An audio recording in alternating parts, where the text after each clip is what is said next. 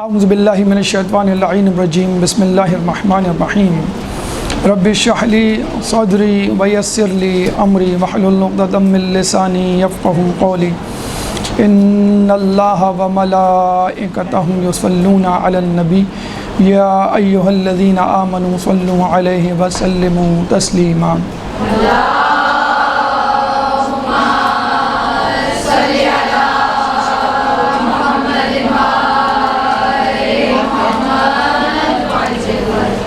ماہ ذیقعد میں ایک اہم ترین تاریخ 25 ذیقعد کی تاریخ ہے، اور اس میں ہونے والے اہم واقعات اپنے اندر کئی اشارے اور سبق ہمارے لیے رکھتے ہیں، کئی پیغامات کہ جن کو سمجھ کر ہم اپنی زندگیوں کو بہتر بنا سکتے ہیں۔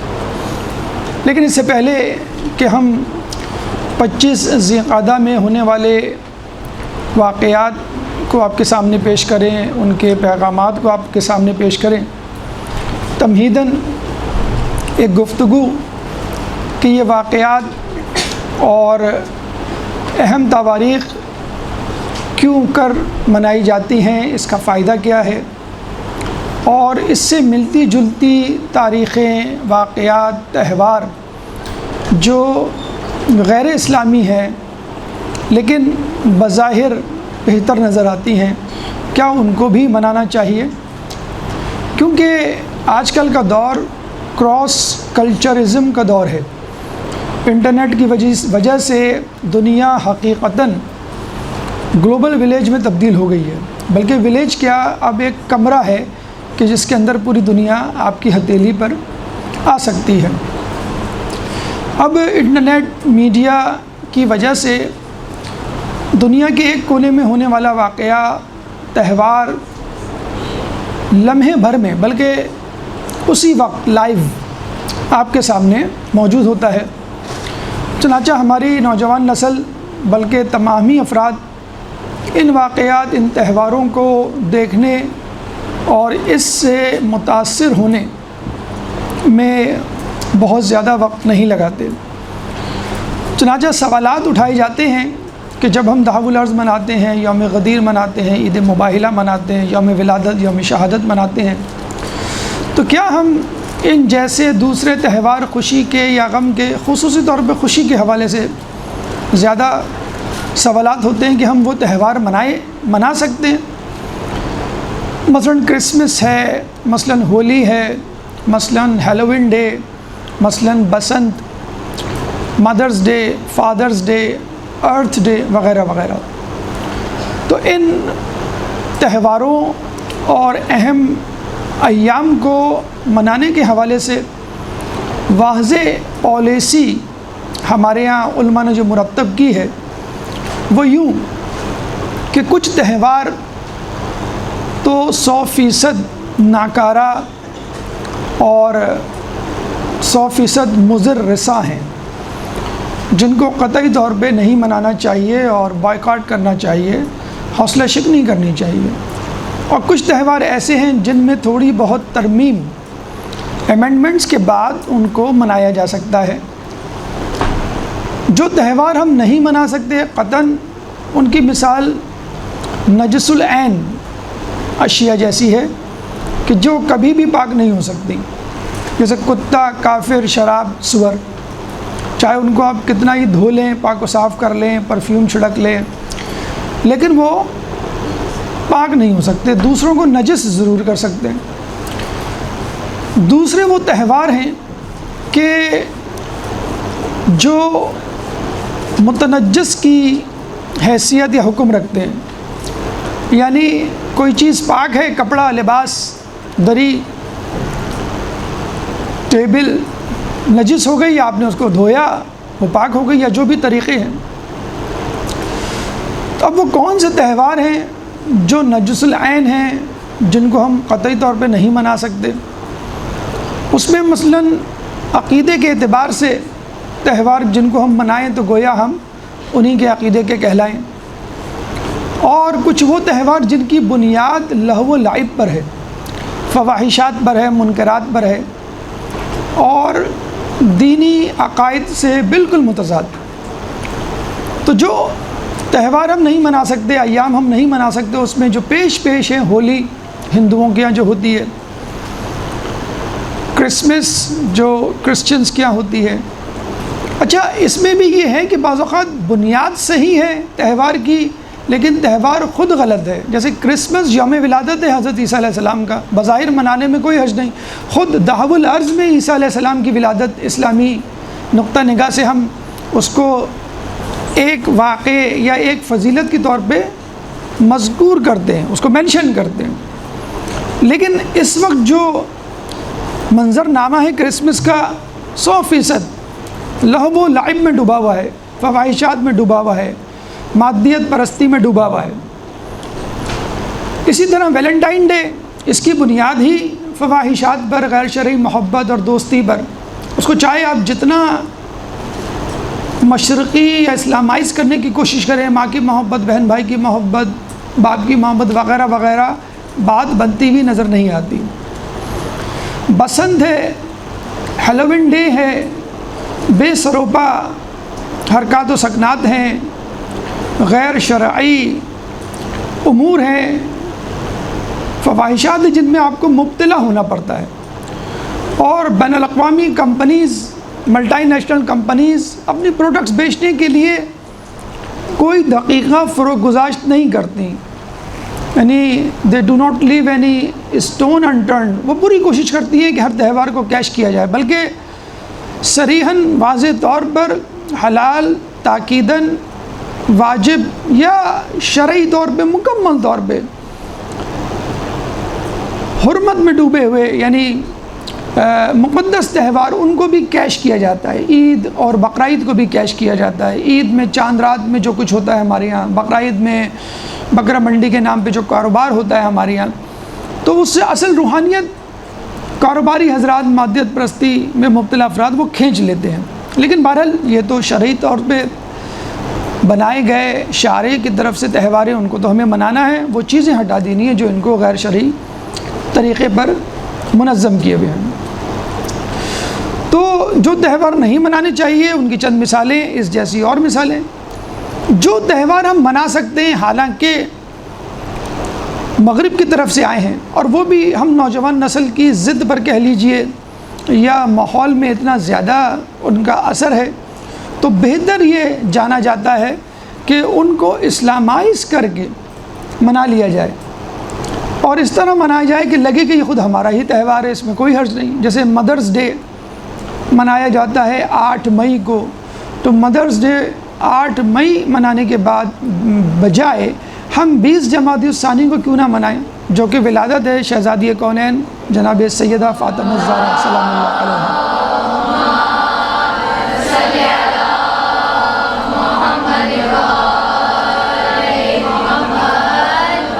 اسی طرح فادرز ڈے جو ان کے یہاں منایا جاتا ہے، ہم کیوں اس کو 13 رجب کو نہ منائیں، جو کہ ولادت ہے امیر المومنین مولا کائنات حضرت علی ابن ابی طالب، اللہم صلی علی۔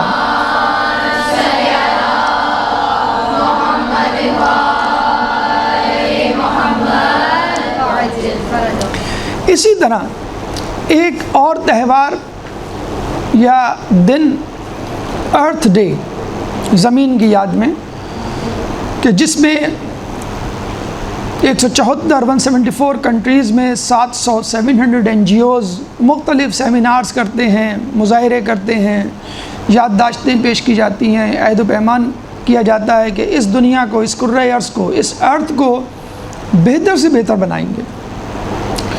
تو جب مدرس ڈے 20 جمادی الثانی، فادرز ڈے 13 رجب، تو ارتھ ڈے جو کہ 22 اپریل 22 اپریل کو منایا جاتا ہے، وہ کیوں نہ 25 ذی القعدہ کو منایا جائے؟ اور ہم بہت زیادہ جسٹیفائیڈ ہیں اس کو منانے میں، کیونکہ 25 ذی القعدہ جناب زمین کی، حضرت ارض کی ولادت کا دن ہے۔ زمین 25 ذی القعدہ کو وجود میں آئی، تو یہ بہترین دن ہے کہ اس دن زمین کی برتھ ڈے منائی جائے یا یوم الارض منایا جائے۔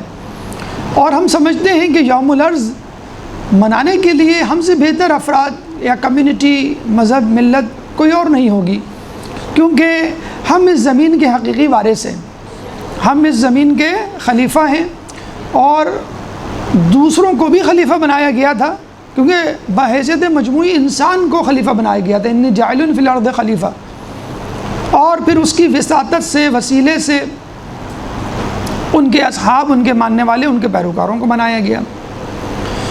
تو کیوں نہ ہم 25 ذی القعدہ کو ارتھ ڈے منائیں، اور اسلامک پوائنٹ آف ویو سے، قرآنک پوائنٹ آف ویو سے، آیات اور روایات کی روشنی میں اس ارتھ ڈے پہ، اس دعو الارض پہ جو پیغامات ہمیں ملتے ہیں، جس سے ہماری زمین ہم سمجھتے ہیں زیادہ بہتر طور پہ منعکس ہو سکتی ہے، بہتر ہو سکتی ہے اس کا ماحول، کیوں نہ منایا جائے۔ اور یہ بھی بہت ضروری ہے کہ ہر چیز کو کرنے کا ایک ڈھنگ، ایک طریقہ ہوتا ہے۔ اسی طرح کسی بھی تہوار کو، کسی کو دن کو منانے کا ایک ایسا طریقہ ہونا چاہیے جو تمام لوگوں کے لیے قابل قبول ہو، مفید ہو، مؤثر ہو اور دائمی ہو، جس کے اثرات آنے والی نسلوں تک منتقل ہوں۔ فقط لہو و لعب، انٹرٹینمنٹ، کھانا پینا، نشستن گفتن برخاستن والا معاملہ نہ ہو۔ دعو الارض 25 ذی القعدہ کا دن نہ صرف دعو الارض ہے، یعنی زمین کو بچھانے کا دن ہے، بلکہ اس واقعے کے ساتھ ساتھ 6 مزید واقعات اس دن رونما ہوئے۔ تو کل 7 واقعات ہیں اس 25 ذی القعدہ میں کہ جو ہم سمجھتے ہیں ضروری ہے ان کا تذکرہ 25 ذی القعدہ کے دن، اور ان سے حاصل ہونے والے پیغامات۔ چنانچہ اس تمہیدی اور مقدماتی گفتگو کے بعد ہم ان 7 واقعات کی طرف چلیں گے کہ جو اس دن 25 ذی القعدہ کو رونما ہوئے، اور ان سے حاصل ہونے والے پیغامات آپ کے سامنے پیش کریں گے۔ آخر میں ایک عہد و پیما جو اس 25 ذی القعدہ کے حوالے سے ضروری ہے، اور پھر 25 ذی القعدہ کے اعمال کلام آخر کے ساتھ۔ درس کو اگر آپ لکھنا چاہیں تو لکھ لیں، ورنہ انشاءاللہ پچھلے درس کی طرح یہ آپ کو واٹس ایپ پہ میسج پہ ایک PDF فائل مل جائے گی جس میں تمام تر تفصیل موجود ہے، پچھلے درس کی طرح۔ کوشش کریں بہت توجہ سے سنیں، اور اگر کوئی سوال ذہن میں آئے اس موضوع سے متعلق تو انشاءاللہ درس کے اختتام پہ اس کو پوچھا جا سکتا ہے، تاکہ بات مزید واضح ہو۔ ایک درود پڑھ دیں محمد والے محمد۔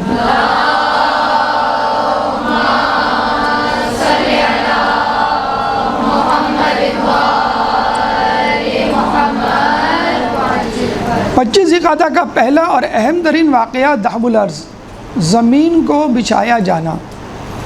دوسرا واقعہ حضرت آدم علیہ السلام کی توبہ کا قبول ہونا۔ تیسرا واقعہ حضرت نوح علیہ السلام کی کشتی کا کوہ جودی پر ٹھہرنا۔ چوتھا واقعہ حضرت ابراہیم علیہ السلام کی ولادت۔ پانچواں واقعہ حضرت عیسیٰ علیہ السلام کی ولادت۔ چھٹا واقعہ روانگی رسول بسلسلہ آخری اور پہلا حج۔ ایک درود پڑھ دیں محمد والے محمد۔ اللہم صلی علی محمد۔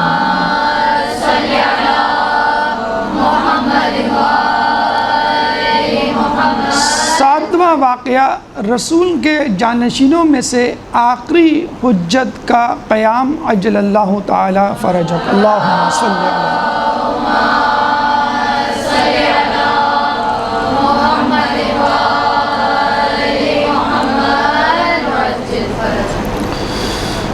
دعو الارض کا واقعہ کا دن، 25 ذی القعدہ کا دن فقط واقعات کے حوالے سے ہی اہم نہیں ہے، بلکہ اس دن اعمال بھی مختص کیے گئے ہیں تاکہ اس دن کی اہمیت کا اندازہ مزید ہو جائے۔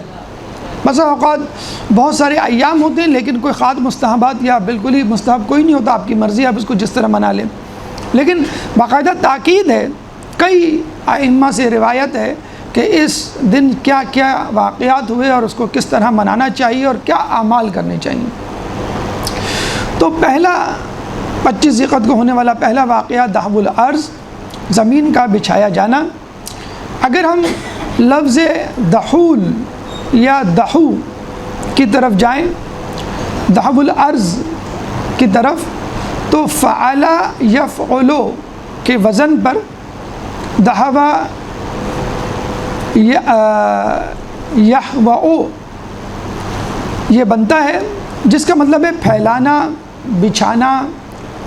اور اس کا تذکرہ خود مولا علی کی ایک روایت میں ہمیں ملتا ہے کہ جو کہ آیت اللہ صادق طہرانی نے اپنی کتاب تفسیر قرآن فی کتاب الفرقان فی تفسیر قرآن بالقرآن جلد نمبر 30 صفحہ نمبر 90 پہ لکھا ہے وہ حدیث کہ جب کسی نے پوچھا مولا سے کہ مولا مکے کو مکہ کیوں کہا جاتا ہے، تو آپ نے کہا لِأَنَّ اللَّهَ مَكَّهَا الْأَرْضَ مِن تَحْتِهَا آئی دَحَاهَا، مکے کو مکہ اس لیے کہا جاتا ہے کہ اس جگہ سے زمین کو بچھایا گیا، اس کے نیچے سے، یعنی دَحَاهَا پھیلایا گیا۔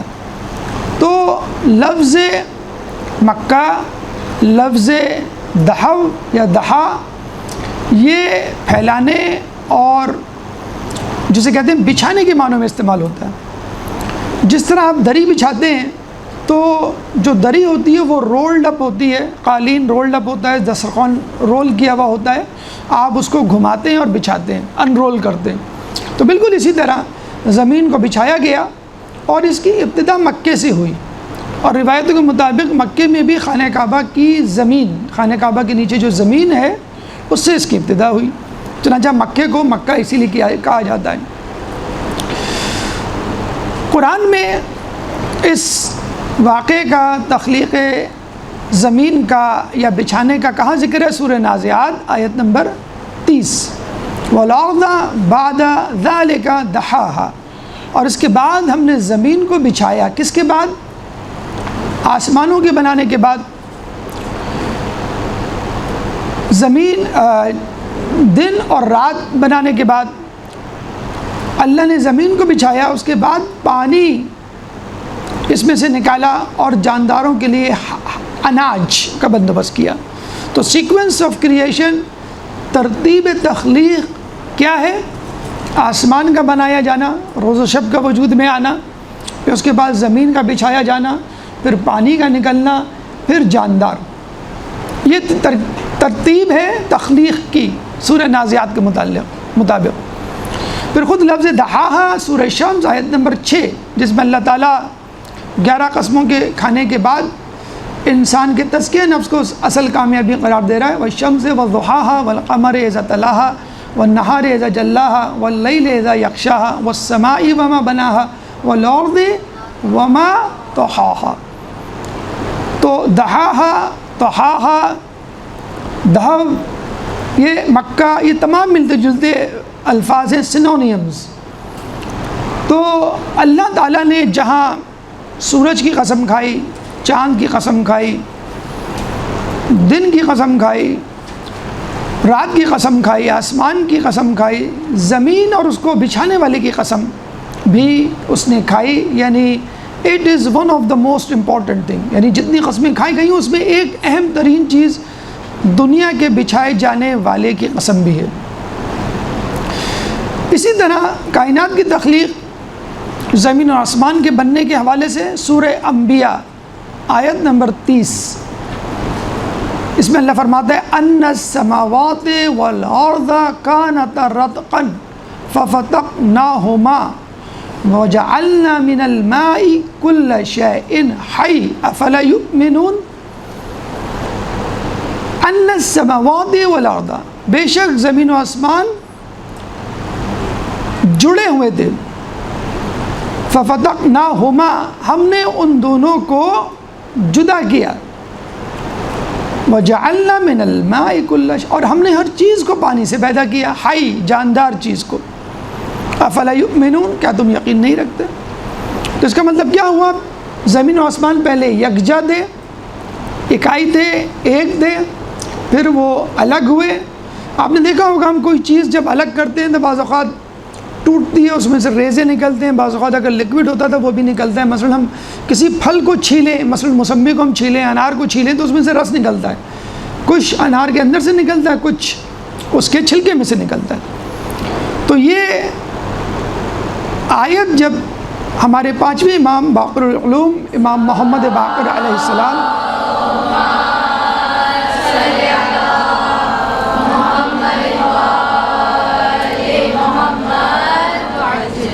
کے سامنے پیش کی گئی اور پوچھا گیا کہ اس کا کیا مطلب ہے کہ زمین و آسمان جڑے ہوئے تھے، کانت رتقاً.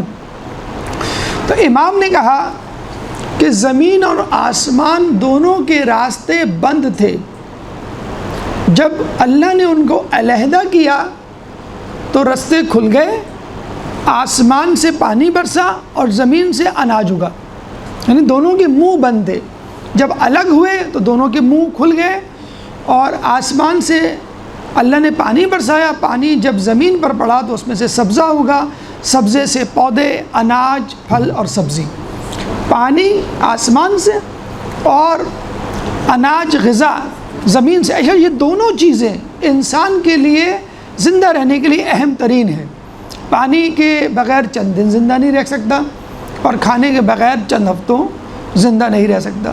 دونوں چیزیں وافر مقدار میں اللہ تعالیٰ نے اس کائنات میں پھیلا دی، اور یہ سب تمام انتظام ایک شخص کی آمد کے لیے تھا، استقبال کے لیے تھا. وہ تھا حضرت انسان، حضرت آدم علیہ السلام، اس کے بعد باقی انبیاء، ان کی امتیں. تو اس کا مطلب یہ ہوا کہ تمام چیزوں کو پہلے سے ضروریات زندگی، سہولیات زندگی، تعیشات زندگی کا انتظام کر دیا گیا تھا. یہ بالکل ایسا ہی ہے، آپ کسی جگہ رہنے کا ارادہ کرتے ہیں تو آپ پہلے سے جا کے وہاں کھڑے نہیں ہو جاتے، بنیاد ڈالتے ہیں یا دیوار وہاں کھڑے بناتے ہیں اور چھت. تو اس دوران جو 4-6 مہینے سال بھر لگے گا تو آپ وہاں کیسے رہیں گے؟ تو آپ رہتے اپنے گھر میں ہی ہیں، کسی پرسکون جگہ. تو وہاں پہ آپ آرڈر دیتے ہیں مزدوروں کو، بھئی تم بنیاد ڈالو، دیوار کھڑی کرو، چھت ڈالو، چیزیں لگاؤ، پانی کھانا سب، پائپ لائن، گیس لائن، بجلی سب کا بندوبست کیا جائے اور پھر میں آؤں گا. پھر آپ آتے ہیں. تو بالکل اسی طرح آدم علیہ السلام یا انسانوں کے آنے سے پہلے، بسنے سے پہلے یہاں پہ مکمل طور پہ اس کو لیو ایبل بنایا گیا، یعنی رہنے کے قابل بنایا گیا. ہم اکثر جا کے پوچھتے ہیں نا، بھئی مکان تیار ہے، اچھا بجلی آ گئی ہے، گیس ہے، پانی اویلیبل ہے نہیں، وغیرہ وغیرہ. بلکہ مریخ یا کسی دوسرے سیارے پہ اگر کچھ رہنے کی پاسبلٹی یا امکان کو تلاش کیا جا رہا ہے تو وہاں سب سے پہلے پانی کو تلاش کیا جا رہا ہے کہ پانی ہے کہ نہیں. باقی چیزیں ہم کر لیں گے لیکن پانی ہم کیسے بنائیں گے؟ تو پانی بنیادی چیز ہے. وَجَعَلْنَا مِنَ الْمَاءِ كُلَّ شَيْءٍ، پانی سے ہم نے ہر جاندار کو پیدا کیا. وَجَعَلْنَا، ہم نے بنایا، حی، جاندار چیزوں کو. أَفَلَا يُؤْمِنُونَ، کیا تم یقین نہیں رکھتے؟ بہرحال اب اللہ تعالیٰ کو یہ سیکوینس، یہ ترتیب بنانے کی ضرورت کیا تھی؟ قرآن کی آیات، قرآن کی جسے کہتے ہیں کہ تعلیمات، چاہے وہ ایک حرف ہو، ایک لفظ ہو، ایک آیت ہو، کوئی نہ کوئی مقصد پوشیدہ ہوتا ہے. اگر آپ اس ترتیب کو اپنے ذہن میں رکھیں، کیا ترتیب؟ آسمان، زمین، پانی، جاندار، یہ ترتیب. اور اس کے بعد آپ بگ بینگ تھیوری کا مطالعہ کریں کہ یہ کائنات کیسے وجود میں آئی. سائنسدانوں نے جب تحقیق کی کہ یہ کائنات کیسے وجود میں آئی تو سائنسدانوں کو پتہ چلا کہ پہلے زمین، آسمان، ستارے، سیارے، ہر چیز ایک کرے، ایک گولے، ایک گیند کی شکل میں تھے، اور وہ گولا پھٹا ایک دھماکے سے. اسی لیے اس کو بگ بینگ، بینگ کا مطلب ہوتا ہے دھماکہ، بگ مانے زوردار دھماکہ، بگ بینگ بہت زوردار دھماکے والی تھیوری یا نظریہ. تو وہ کرہ، وہ گیند، وہ بال، وہ چیز جس کے علاوہ کچھ نہیں تھا کائنات میں، وہ پھٹا. جب وہ پھٹا تو بہت سارے ٹکڑے فضا میں پھیلے. کچھ ٹکڑے متحرک رہے اور گھومتے رہے، جن کو ہم سیارے کہتے ہیں، پلانٹس. اور کچھ ٹکڑے ساکت و جامد، جن کو ہم کہتے ہیں سٹارز یا ستارے. سورج is one of the stars. سورج سیارہ نہیں، ستارہ ہے، کیونکہ جامد و ساکت ایک جگہ پر ہے. جو پلانٹس تھے ان کے اپنے اپنے ستارے، اپنے اپنے چاند. اور بہرحال جتنے ہم کو معلوم ہے ستارے سیارے وہ تو معلوم ہے، اس کا مطلب یہ نہیں ہے this is the end of the world اور یونیورس، اس کے آگے بھی کائنات اور کہکشائیں موجود ہیں۔ تو سائنسدان یہ کہتے ہیں کہ 13 بلین ایئرز بیفور، 13 ارب سال پہلے یہ دھماکہ ہوا۔ 4 بلین ایئرز اگو، 4 ارب سال پہلے سورج سے ایک ٹکڑا زمین کی صورت میں الگ ہوا، اور پھر وہ زمین کرۂ ارض بن گیا، اور پھر اس میں بارش ہوئی، اور پھر پودے، پھر جانور وغیرہ۔ تو یہ ترتیب جو سائنسدان کہتے ہیں، جو بگ بینگ تھیوری کی ترتیب ہے، وہی تھیوری سورہ نازعات اور سورہ انبیاء دونوں کا آیت کا نشان 30 میں موجود ہے۔ یہاں پر اب ہم پیغام کی طرف آتے ہیں۔ جیسے ہم نے بتایا کہ 7 واقعات ہیں، اور 7 واقعات میں کئی پیغامات ہیں۔ ان پیغامات کو ہمیں درک کرنا ہے، سمجھنا ہے، پھر اس کے مطابق اپنی زندگی میں جو خامیاں ہیں ان کو دور کرنا ہے۔ تو اب یہاں سے اس واقعے کو سننے کے بعد ہم ایک پیغام کو اخذ کرتے ہیں کہ جو کچھ قرآن میں اللہ تعالیٰ نے 1400 سال پہلے بتا دیا، وہ آج کا انسان کھوج لگا کر، زحمت میں اپنے آپ کو ڈال کر تلاش کر رہا ہے۔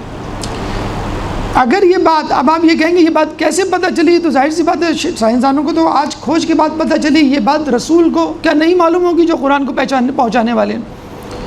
مولا کو نہیں معلوم ہوگی جو ان کے جانشین ہیں؟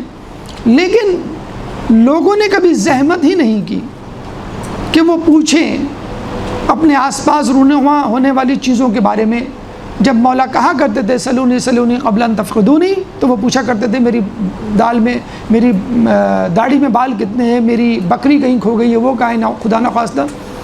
آج کل کا انسان بھی یہی کر رہا ہے، واٹس ایپ، انٹرنیٹ، فیس بک اور دیگر غیر ضروری چیزیں جو انٹرنیٹ پر یا گلی کوچوں میں محفلوں میں موجود ہیں، ان پر زیادہ تماش بینی کا وقت لگا رہا ہے بنسبت قرآن اور سائنس پہ تفکر کرنے۔ دوسری بات یہ ہے کہ جو قرآن پہ تفکر کر رہے ہیں وہ سائنس پہ توجہ نہیں دے رہے، جو سائنس پہ توجہ دے رہے ہیں وہ قرآن کو دقیانوسی کہہ کے نعوذ باللہ ڈسکارڈ کر رہے ہیں۔ تو 1400 سال پہلے پرانی کتابیں، ہمیں اس سے کیا قرض اور ہم اس سے کیا لیں گے؟ تو ضرورت اس بات کی ہے کہ قرآن کو پڑھا جائے اور اس کی روشنی میں کائنات کو تلاش کیا جائے، اس کی روشنی میں کائنات کو سمجھا جائے۔ لنوریہم ہم عنقریب تم کو اپنی نشانیاں بتلائیں گے۔ سنوریہم آیاتنا فی الآفاق وفی انفسہم، عنقریب سنوریہم، عنقریب سوفا آتا ہے بعید کے لیے، مستقبل بعید کے لیے، سین آتا ہے عنقریب۔ سنوریہم آیاتنا فی الآفاق وفی انفسہم، عنقریب ہم تمہیں اپنی نشانیاں دکھائیں گے، آفاق میں بھی اور خود تم میں بھی۔ تو زمانہ شناسی، کائنات شناسی اور خود شناسی دونوں کو لے کے چلنا ہے۔ کہنے کا مطلب یہ ہے کہ جو کچھ قرآن میں موجود ہے وہی کائنات میں موجود ہے۔ قرآن تھیوری ہے اور کائنات پریکٹیکل ہے۔ قرآن باطن ہے، کائنات اس کا ظاہر ہے۔ اللہ نے جو کچھ کن کی صورت میں کہا وہ قرآن میں موجود ہے، فیکون کی صورت میں کائنات میں نظر آتا ہے۔ تو لم سم نٹ شیل میں بات یہ ہے، Quran is the word of God and science is the work of God. Quran Allah کا کلام ہے اور کائنات اللہ کا کام، کلام الہی اور کار الہی۔ تو دونوں چیزیں ایک دوسرے کی ضد نہیں ہو سکتی، قرآن اور سائنس۔ کیوں؟ کہ قرآن بھی اللہ کا لکھا ہوا ہے اور سائنس جن چیزوں کا مشاہدہ کر رہی ہے وہ بھی اللہ کی بنائی ہوئی ہیں۔ ایک خالق ہے اور ایک مخلوق ہے، ایک خالق کا کلام ہے اور ایک اس کا کرشمہ ہے اس کی مخلوق کی صورت میں۔ تو آئیے دیکھتے ہیں کہ خود قرآن اس لفظ ارض کو کس طرح دیکھتا ہے اور کس طرح ہمارے مقام کا تعین کرتا ہے، تاکہ ہم یہ جان سکیں کہ جو لوگ ارتھ ڈے منا رہے ہیں. بائی دا وے لفظ earth, the word earth comes from ارض, یہ عربی کے ارض سے لیا ہوا گیا ہے. ارتھ جیسے کہف سے آپ نے کیو, کہف غار کو کہتے ہیں, کیو بھی غار کو کہتے ہیں. جیسے صوفہ سے صوفہ, ڈرائنگ روم کا صوفہ. اصحاب صفہ یعنی چبوترا, اسی سے ہم نے صوفہ بنایا ہے. ویل عربی کا لفظ ہے جس کو کنواں کہتے ہیں, ویل لکل ہمزۃ, انگلش میں بھی ویل. تو انگلش کے کئی الفاظ آپ دیکھیں گے عربی سے آئے. عربی ام اللسان ہے, جیسے قرآن ام الکتاب ہے, ہر شے کا علم ہے, تو عربی میں ہر زبان کے الفاظ آپ کو مل جائیں گے. بہرحال قرآن میں لفظ ارض 23 مرتبہ آیا ہے, 23 ٹائمز, اور مختلف ناموں سے, مختلف پہلوؤں سے, مختلف مفاہیم میں اس کو استعمال کیا گیا ہے. سورہ بقرہ آیت نمبر 22 اللہ تعالیٰ فرماتا ہے الذی جعل لکم الارض فراشا, وہی تو ہے کہ جس نے تمہارے لیے زمین کو فرش بنایا. فرش یعنی رہنے کی جگہ, فرش یعنی بیٹھنے کی جگہ, فرش یعنی رہائش, فرش یعنی مسکن, فرش یعنی ریزیڈنس, فرش یعنی گھر. تو جہاں بھی آپ رہتے ہیں اس کو آپ فرش کہیں گے. اب انسان کی فطرت ہے کہ جہاں وہ ہوتا ہے وہ چاہتا ہے وہ جگہ خوبصورت ہو, صاف ستھری ہو, معطر ہو, پاک و پاکیزہ ہو, تاکہ وہ ذہنی طور پہ پرسکون رہے اور اپنی عبادت, اپنے کام میں یکسوئی کا مظاہرہ کر سکے. ہم دیکھتے ہیں اپنے گھروں کو ہم صاف ستھرا رکھتے ہیں, یہ الگ بات ہے کہ گندی گلی یا جو پتلی گلی ہوتی ہے اس کو خراب رکھتے ہیں.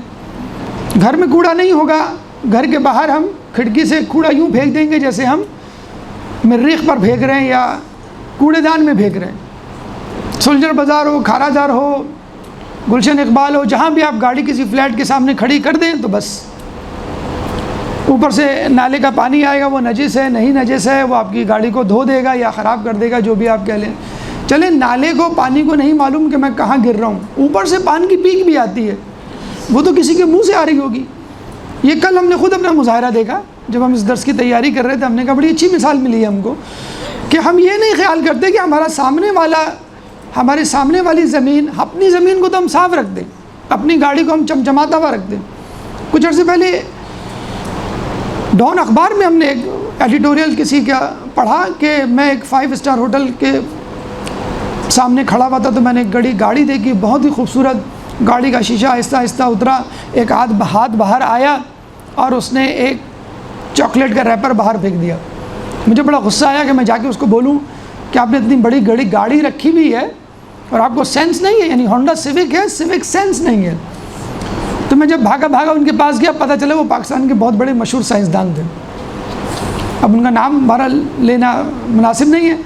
تو ہمارے پاس اپنے گھر کو رکھنے کے لیے فکر ہے, کوشش ہے, لیکن باہر جو بھی جگہ ہے, چاہے وہ ہمارے گیٹ کے باہر کی جگہ کیوں نہ, وہ اگال دان ہے, وہ کوڑے دان ہے. وہ کسی بچے نے کہا نا, بابا دروازے پر کوڑے والا آیا ہے. تو ان کے باپ نے کہا کہ بیٹا کوڑے والا نہیں آیا, صفائی والا آیا ہے. کوڑے والے تو ہم ہیں, ہم اس کو کوڑا دیتے ہیں, وہ ہمیں صفائی دیتا ہے. تو وہ صفائی والا ہے, ہم کوڑے والے. ہم سے کوئی چیز گر جائے, اس کو اٹھانے کی یا صاف کرنے کی ہمیں توفیق نہیں ہوتی. نیوزی لینڈ کا وزیر اعظم چائے گرا دیتا ہے ایئرپورٹ پہ, اور وہ اپنے ہاتھ سے سویپر سے پوچھا لے کے اس کو صاف کر رہا ہوتا ہے, موپ کر رہا ہوتا ہے. تو خدارا اس صفائی کو پہچانیے, یہ آپ کا گھر ہے, اللہ تعالیٰ نے اس کو فرش بنایا ہے, اس کو صاف ستھرا رکھنا ہے. ہاں ایک بات ہے جس کا مغربی دنیا والے خیال نہیں کرتے, جو ارتھ ڈے کے حوالے سے ہمیں ان کو پیش کرنا ہے کہ جو آپ ارتھ ڈے مناتے ہیں وہ انکمپلیٹ, ادھورا ہے. آپ ارتھ ڈے مناتے ہیں مادی تکالیف, مادی پریشانیوں, مادی غلاظتوں اور نجاستوں کے حوالے سے, کوڑا کرکٹ کے حوالے سے. ہم یہ سمجھتے ہیں کہ جو اچھائیاں ہیں ان کو پھیلانا چاہیے, جو برائیاں ہیں, گناہ ہیں, وہ بھی ایک طرح کی گندگی, غلاظت یا نجاست ہے. بہرحال تو یہ ایک جہد ایک پہلو جس سے قرآن نے زمین کو فرش کہا ہے کہ یہ تمہارے لیے فرش ہے اور یہ تمہیں اس میں رہنا ہے۔ سورہ طٰہٰ آیت نمبر 53 اللہ تعالیٰ فرماتا ہے الذی جعل لکم الارض مہدا، وہی تو ہے کہ جس نے زمین کو تمہارے لیے جھولا بنایا، مہدا مہد مہد من المہد مہد آپ پڑھتے ہیں نا کہ گود سے قبر تک، من المہد الی القبر، کہ علم حاصل کرو ماں کی گود سے قبر تک۔ وہی تو ہے کہ جس نے زمین کو تمہارے لیے جھولا بنایا، گہوارہ بنایا۔ ابھی جو گہوارہ بنایا زمین کو، یہ بہت تفکر کی بات ہے۔ اللہ تعالیٰ نے زمین کو فرش تو کہا ہے، سمجھ میں آتا ہے رہنے کی جگہ، لیکن جھولا، اب جب رہنے کی جو جگہ ہوتی ہے اس میں کرسیاں بھی ہوتے ہیں، صوفے بھی ہوتے ہیں، بستر بھی ہوتا ہے، فرش بھی ہوتا ہے، جھولا بھی ہوتا ہے۔ جھولا کس کے لیے ہوتا ہے؟ بچوں کے لیے ہوتا ہے۔ آپ دیکھتے ہوں گے نو مولود بچہ گہوارے میں، جھولے میں ہوتا ہے، ہاتھ پیر ہلاتا ہے، تڑپ رہا ہوتا ہے، مضطرب ہوتا ہے کہ بس میں جھولے سے نکل جاؤں، تو ماں اس کو نہیں لیتی، باہر نہیں نکالتی۔ کیوں؟ ابھی وہ اس قابل نہیں ہوا ہے، اتنا طاقت اور توانا نہیں ہوا ہے، اپنے پیروں پہ کھڑا نہیں ہو سکتا، اگر نکلے گا تو گر جائے گا، چوٹ لگ جائے گی۔ تو ماں اس کو جھولے میں ہی رہنے دیتی جب تک وہ گروم کر کے پرورش پا کے طاقتور کیوں نہ ہو جائے۔ بالکل یہی بات ایک روسی مفکر نے، کانسٹینٹن سیالکوف نے کہی تھی ایک زمانے میں کہ earth is the cradle for mankind but the mankind can not leave here forever ایور۔ دنیا انسانیت کے لیے جھولا ہے، لیکن انسانیت ہمیشہ اس جھولے میں نہیں رہ سکتی۔ یو ہیو ٹو موو، آپ کو یہاں سے جانا ہے، لیکن مسئلہ ہے کہ کہاں جانا ہے۔ بچہ تو جھولے کے باہر کی دنیا کو دیکھ لے گا، آپ کو جہاں جانا ہے اس کا تعین کر دیا گیا ہے، اور یہ بھی بتا دیا گیا ہے کہ دو اہداف ہیں، دو منزلیں ہیں، دو ڈیسٹینیشنز ہیں، ان میں سے کسی ایک کا تعین کر لو، ایک جنت ایک دوزخ۔ جھولے کے بعد یعنی زمین کے بعد، اس دنیا کے بعد، اس زندگی جو کہ فانی ہے، اس کے بعد تمہیں ان دو جگہوں پہ جانا ہے۔ اگر تم نے اپنے آپ کو طاقتور، توانا اور مضبوط، میچور ثابت کر دیا تو اللہ تعالیٰ تم کو ماں کی طرح آغوش میں لے لے گا اور اپنی جنت میں رکھ دے گا۔ اور اگر تم نے اپنے آپ کو طاقت اور توانا نہیں ثابت کیا تو پھر تم ایک بچے کی طرح جو جھولے سے نکلنا چاہتا ہے اور ماں اس کو نہیں چاہتی نکالنا، تم اس جھولے سے نکلو گے اور اوندھے منہ جہنم کے گڑھے میں گر جاؤ گے۔ تو دنیا دل لگانے کی جگہ نہیں ہے، دنیا ایک پرائمری مونٹیسری ہے جہاں پہ آپ کو تعلیم دی جا رہی ہے، علم دیا جا رہا ہے، معرفت دی جا رہی ہے تاکہ آپ اپنے اندر روحانی طاقتیں پیدا کریں۔ جسمانی طاقت تو خود بخود، دیکھیں جسم کو بڑھانے کے لیے کچھ کرنا نہیں پڑتا، یہ ایک انٹرنل ارج ہے، ایک فطرت ہے جس کے تحت آپ پانی بھی پیتے ہیں، جس کے تحت آپ کھاتے بھی ہیں۔ ماں باپ یا موبائل کا الارم آپ کو نہیں بتاتا کہ کھانے کا وقت ہو گیا ہے، پینے کا وقت ہو گیا ہے۔ انٹرنل سگنلز ہیں باڈی کے جو آپ کو بتا دیتے ہیں بھئی مجھے پیاس لگی ہے، مجھے پانی پینا ہے، مجھے بھوک لگی ہے، مجھے کھانا کھانا ہے، تو اس سے آپ کی باڈی بڑھتی ہے۔ لیکن نماز کے لیے آپ ماں باپ کو کہتے ہیں اٹھا دینا، نماز کے لیے آپ الارم لگا رہے ہوتے ہیں، اس کا مطلب ہے کہ نماز یا نیکی ایسی چیز ہے جو آپ بھول سکتے ہیں۔ تو روحانی ترقی کے لیے آپ کو محنت کرنی پڑتی ہے، شعوری محنت کرنی پڑتی ہے، جبکہ جسمانی ترقی کے لیے محنت نہیں کرنی پڑتی، وہ خود بخود ایک آٹومیٹک فینومینا ہے، فطری طور پہ آپ خود بخود بڑھ رہے ہوتے ہیں۔ چنانچہ اپنی حیثیت کو پہچانیے، اس دنیا کو جھولے کی حیثیت دیجیے، اس سے زیادہ نہیں، آپ کی منزل نہیں ہے، آپ کو نکل جانا ہے۔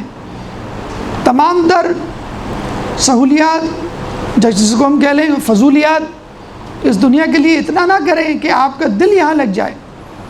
کوئی بچہ نہیں چاہے گا کہ وہ جھولے میں ہمیشہ بیٹھا رہے۔ کسی 15 سال کے لڑکے کو، 20 سال کی لڑکی کو آپ نے جھولے میں دیکھا ہے؟ آپ نے نہیں۔ ہر شخص نکلنا چاہتا ہے، سال 2 سال 3 سال، اور جب اس کو نکالا جاتا ہے تو وہ خوش ہوتا ہے کہ مجھے اب بڑی اسپیس مل گئی، اب میں زیادہ وسیع جگہ پہ موو کر سکتا ہوں۔ یہ بالکل ایسا ہی ہے کہ اگر کوئی آپ سے پوچھے ملحد کہ بھئی تم کیسے یقین کر لیتے ہو کہ جنت اتنی بڑی ہوگی ایک ایک نیکی، اگر کوئی آپ حدیث، کوئی قرآن کی آیت، کوئی اچھا کلام کسی کو فارورڈ کرتے ہیں، بتا دیں ایک لفظ کے بدلے اس دنیا کے برابر شہر دیا جاتا ہے۔ لوگ کہتے ہیں نا کہ تم کیسے یقین کر لیتے ہو اتنا بڑا شہر، یہاں تو 400 گز کے فلیٹ کے لیے، گھر کے لیے لوگ عمر بھر کی کمائی جو ہے وہ اپنی لگا دیتے ہیں۔ تو ہم یہ کہیں گے کہ بس آپ تصور کیجئے جب آپ ماں کے پیٹ میں تھے، جب آپ تصور کیجئے جب آپ جھولے میں تھے، آپ کو معلوم ہی نہیں تھا اس جھولے کے باہر کیا دنیا ہے، اس گھر کے باہر کیا دنیا ہے۔ بس ہمیں اس طرح یقین آ جاتا ہے اس مثال سے کہ جب ہم جنت میں جائیں گے تو ہمارے دریچے کھلیں گے، ہمیں یقین آئے گا کہ واقعی یہ چیزیں ہم تصور ہی نہیں کر سکتے تھے۔ اس کے بعد بہت زیادہ توجہ دینے کی کیا ضرورت ہے؟ انسان سوچتا ہے بھئی دنیا میں اور بھی تو مخلوقات ہیں، جمادات، نباتات، حیوانات، چلے ٹھیک ہے عقل نہیں رکھتے، فرشتے بھی تو ہیں وہ تو عقل رکھ دیں، ان لوگوں کو کیوں نہیں توجہ دلائی جاتی کہ دنیا کیسے بنی ہے، دنیا فرش ہے، دنیا مہد ہے، تم اس میں چند روزہ زندگی وغیرہ وغیرہ۔ تو ہم کو اس لیے یہ توجہ دلائی جا رہی ہے کہ اللہ نے فرشتوں سے خود کہا تھا، سورہ بقرہ آیت نمبر 30، انی جاعل فی الارض خلیفہ، کہ میں زمین میں خلیفہ بنانے والا ہوں۔ کیوں نے اس نے کسی جانور کو، پودے کو، کسی پتھر کو، چلے چھوڑے ان سب کو، ملائکہ میں سے کسی کو کیوں نہیں خلیفہ بنایا؟ جبریل تک کو آؤٹ لسٹ کر دیا، شارٹ لسٹ کر دیا کہ مجھے نہیں چاہیے، مجھے انسان چاہیے۔ ان فرشتوں کے پاس تو کوئی آپشن ہی نہیں ہے، مجبور ہے یہ میری عبادت کو، مجھے دیکھ رہے ہیں جنت دوزخ ان کے سامنے، لیکن انسان کے پاس تو کچھ بھی نہیں ہے اپنی عقل کو استعمال کرنا ہے۔ میں اس کو خلیفہ بناؤں گا جس کے پاس فل اتھارٹی ہوگی، وہ کھا سکتا ہوگا نہیں کھائے گا میرا روزہ ہے، وہ سو سکتا ہوگا لیکن کہے گا نہیں فجر کی نماز کا وقت ہو گیا، وہ اپنی خواہشات پہ کنٹرول کرے گا، میں اس کو خلیفہ بناؤں گا، مجھے اسے خلیفہ بنانا ہے۔ لیکن کیا یہ کام بہت آسان ہے؟ آسان بھی ہے، مشکل بھی ہے۔ مشکل اس لیے کہ آپ کے سامنے ایک دشمن ہے، یہ وہ دشمن ہے جس نے آپ کو جنت سے نکالا تھا۔ وہ دشمن جو آپ کو جنت سے نکال سکتا ہے، کیا وہ چاہیں گا آپ جنت میں دوبارہ داخل ہو؟ اور آپ کو نہیں، آپ کے جد کو، آپ کے بزرگ، آپ کے نبی کو۔ اور جب آدم علیہ السلام جنت سے باہر آ سکتے ہیں تو پھر ہم کس کھیت کی مولی کے اس جنت میں جائیں؟ ہم نے کیا ایسے اعمال کیے؟ لیکن اللہ تعالیٰ نے واضح طور پہ انسان کو بتا دیا ہے اور نصیحت کر دی ہے، حکم دے دیا ہے، وَلَا تَتَّبِعُوا خُطُوَاتِ الشَّيْطَانِ إِنَّهُ لَكُمْ عَدُوٌّ مُبِينٌ، سورہ انعام آیت نمبر 142۔ کہ دیکھو شیطان کی پیروی، شیطان کے راستے پر نہ چلنا، وہ تمہارا کھلا دشمن ہے، عدو مبین، کھلا دشمن ہے۔ تو یہ معرکہ اپنے اندر روحانی طاقت پیدا کرنا مشکل ضرور ہے، ناممکن نہیں ہے۔ کیوں؟ کیونکہ اگر آپ کے پیچھے ایسی قوت موجود ہو جو شیطان سے زیادہ طاقتور ہو تو آپ یقیناً نہیں گھبرائیں گے، بلکہ اس نے خود شیطان کو پیدا کیا ہے۔ لہو ما فی السماوات و ما فی الارض، سورہ بقرہ آیت نمبر 255 255، کہ یہ وہی تو ہے کہ آسمان و زمین اسی کا تو ہے۔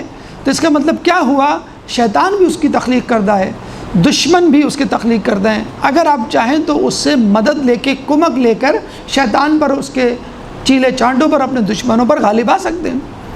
تو شیطان کو دیکھ کے آپ کو گھبرانا نہیں ہے۔ میں مطلب کوئی سیاسی جملہ نہیں کہہ رہا ہوں، حقیقی جملہ کہہ رہا ہوں کہ شیطان ہو، شیطان جیسا کوئی شخص ہو، شیطان کا گروہ ہو، آپ کو بالکل پریشانی اور فکر کی وہ نہیں کرنی ہے۔ پریشانی کہ آپ کے پیچھے وہ شخصیت، وہ خالق کائنات موجود ہے جس کے ماتحتی میں تمام نظام کائنات ہیں۔ بہرحال دنیا ہمارے لیے فرش ہے، اس کو صاف ستھرا رکھنا ہے مادی روحانی حوالے سے۔ دنیا ہمارے لیے جھولا ہے، اس میں ہمیں روحانی طاقت پیدا کر کے پرواز کرنی ہے جنت کی طرف۔ دشمن آپ کا شیطان ہے، ہر موقع پر آپ کے سامنے آئے گا، آپ کو روکے گا، آگے سے، پیچھے سے، دائیں سے، بائیں سے۔ لیکن خدا کی تائید آپ کے ساتھ ساتھ ہوگی اگر آپ خدا کو راضی رکھے ہوئے ہیں، خدا کی مدد کر رہے ہیں۔ خدا کی مدد، اس کے پیغام کو پھیلانا ہے۔ ان تنصروا اللہ ینصرکم، تم اللہ کی مدد کرو، اللہ تمہاری مدد کرے گا۔ یہ دعو الارض کا پہلا واقعہ، زمین کا بچھایا جانا اور اس کا پہلا پیغام۔ اب آئیے ہم دوسرے پیغام کی طرف چلتے ہیں، دوسرے واقعے کی طرف چلتے ہیں، اور وہ ہے حضرت آدم علیہ السلام کی توبہ کا قبول ہونا۔ 8ویں امام مولا امام رضا علیہ السلام جب اللہم صلی علی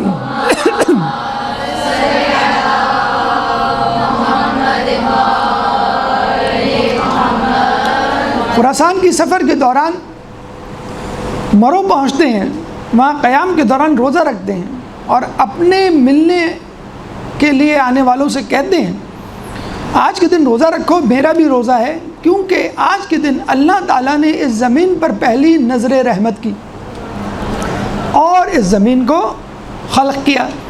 اب رحمت کا تعلق آدم کی توبہ کی قبولیت سے بھی ہو سکتا ہے اور خود اس زمین کو اپنے خلیفہ کے لیے مسکن رہائش گاہ کا تعین بھی ہو سکتا ہے۔ آدم علیہ السلام پوری جنت کو چھوڑ کر اس شجر کی طرف گئے کہ جس کا پھل کھانے سے منع کیا گیا تھا، اور شیطان نے قسم کھائی تھی کہ یہ وہ درخت نہیں ہے، اور کہتے ہیں آدم علیہ السلام سے جب پوچھا گیا کہ تم نے وہ درخت کا پھل کیوں کھایا، تو آدم علیہ السلام نے کہا شیطان نے قسم کھائی تھی اور میرے تصور میں بھی نہیں تھا کہ اللہ کی مخلوق جھوٹ بھی بول سکتی ہے، یعنی اتنے سیدھے تھے کہ تصور میں نہیں تھا۔ آج جھوٹ کتنا عام ہو گیا ہے۔ بہرحال آدم علیہ السلام نے دنیا میں اترنے کے بعد، حوا علیہ السلام نے دنیا میں اترنے کے بعد، دونوں نے دعا کی ربنا ظلمنا انفسنا وَإِن لَّمْ تَغْفِرْ لَنَا وَتَرْحَمْنَا لَنَكُونَنَّ مِنَ الْخَاسِرِينَ۔ اے اللہ، ہم نے اپنی جانوں پر، اپنے نفسوں پر ظلم کیا، وَإِن لَّمْ تَغْفِرْ لَنَا، اگر تو نے ہمیں معاف نہیں کیا، ہم پہ رحم نہیں کیا، لَنَكُونَنَّ مِنَ الْخَاسِرِينَ، ہم خسارہ اٹھانے والوں میں سے ہو جائیں گے۔ کہتے ہیں آدم علیہ السلام نے جب دعا کے بعد اوپر نگاہ اٹھائی تو آسمان پر چند اسمان نظر آئی، ان اسماء کو پڑھتے گئے اور دعا کرتے گئے بحق محمد و علی و فاطمہ والحسن والحسین۔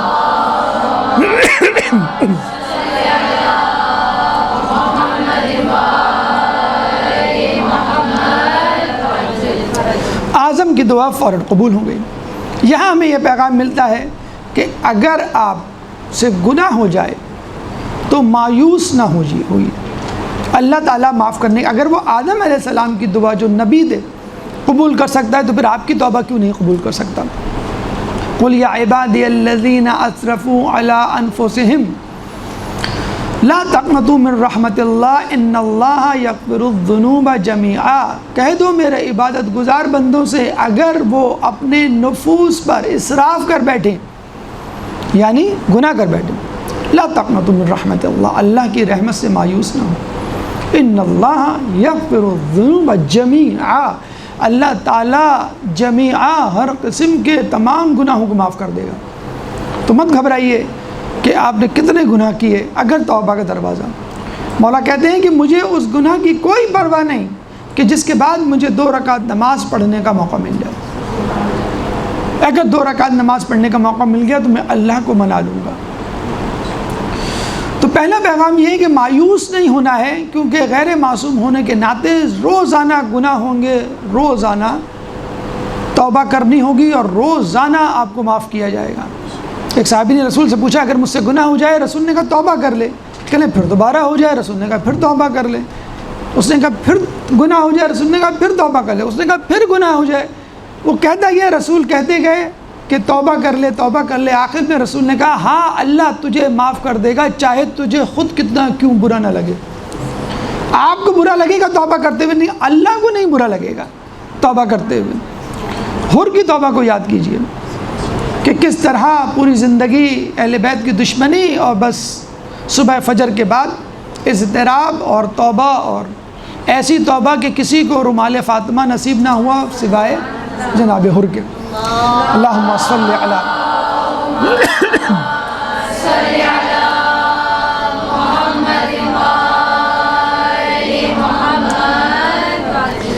توبہ کریں گے گناہ دھل جائیں گے، اللہ مغفرت کر دے گا، توبہ قبول ہوگی، دعا قبول ہوگی۔ لیکن اگر آپ چاہتے ہیں فوری طور پہ دعا قبول ہو تو پھر وہی کیجئے جو آدم علیہ السلام نے کیا، وابتغوا الیہ الوسیلہ، اس کے لیے وسیلہ تلاش کرو۔